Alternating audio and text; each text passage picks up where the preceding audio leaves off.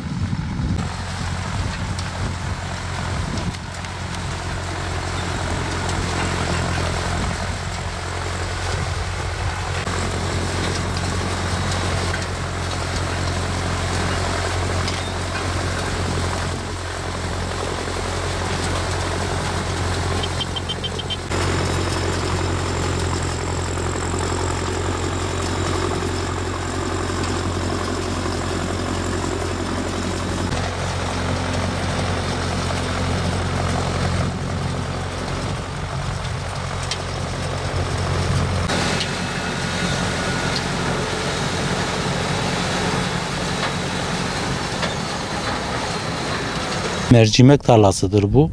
Önceden geçen sene buğdaydı, bu sene mercimek ektik. Kiradır. Mercimeği 10 gün önce biçtik. 10 gün 15 gün önce biçtik. Bugün de patoz yapıyoruz zaten. Mercimekleri eve götürüyoruz. Samanı da burada başka bir tarla var. Oraya döküyoruz.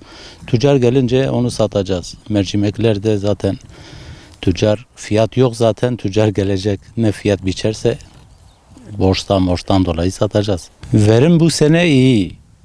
Yağışlar çok şükür iyiydi. Yalnız bozulan yerler mercimeklerde vardı. Buğday, arpalar çok şükür iyidir. Yalnız mercimekler her tarla aynı değil. Bazı tarlalar hastalık, mantar hastalıkları falan girdi. Bazıları da kötü, bazıları iyi öyle. Bu sene iyi yani yağışlar çok şükür iyiydi. Bu sene çok şükür iyidir. Geçen sene zaten kuraklıktı, herkes biliyordu. Geçen sene 100 civarı vardır. Bu sene 200-250'yi bekliyoruz bazı arazilerde. Her arazi aynı değil yalnız. Ortalama 200 civarı var.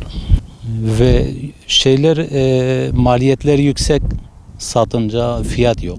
Fiyat düşük. Zarar yapıyoruz. Zarardır.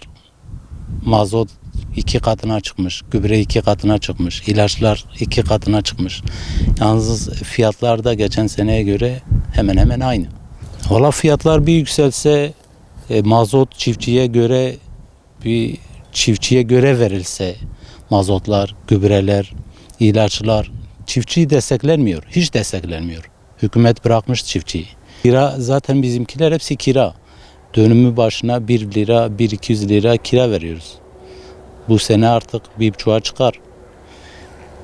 Öyle yani. Çiftçi perişan halde. Kalite buğday daha biçilmemiş yalnız tarlalarda güzel gözüküyor. Mercimek. Arpa da güzel. Mercimekler de çok şükür iyi.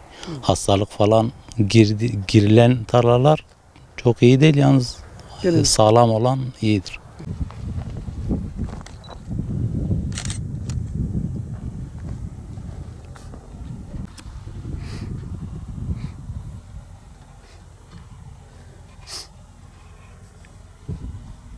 Allah abi bizim tarladır, kiralık tarlamızdır.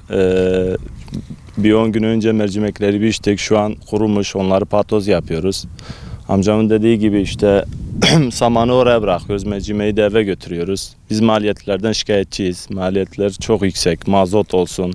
Herhangi bir parça olunca kırılması maliyet yüksek, işçilik yüksek. Yani hükümet bize bakmıyor, devlet destek vermiyor. Destekler verse, yani var piyasadaki adamlara gidiyor. Aracılığı yapan kişilere gidiyor. Yani bize gelmiyor. Hani eken biçen adama gitmiyor. Örnek veriyorum, aracı kim yapıyor? İşte alafçılar olsa onlara gidiyor. Vallahi devlet bize destek verse mazot konusunda, gübre konusunda, ilaç konusunda bize destek verse çok iyi olur. Evet, o konuda şikayetçiyiz biraz. Onun dışında herhangi bir şey yok. Zaten verim de Allah'a bağlı bir şey. Verirse verilir, yoksa yok. Yani geçen yıla göre iyi abim. İşte bazı tarlalar, bazı yerler yanmış, bazı yerler de iyi. Bazı tarlaya göre değişiyor, her yerden yere değişiyor yani.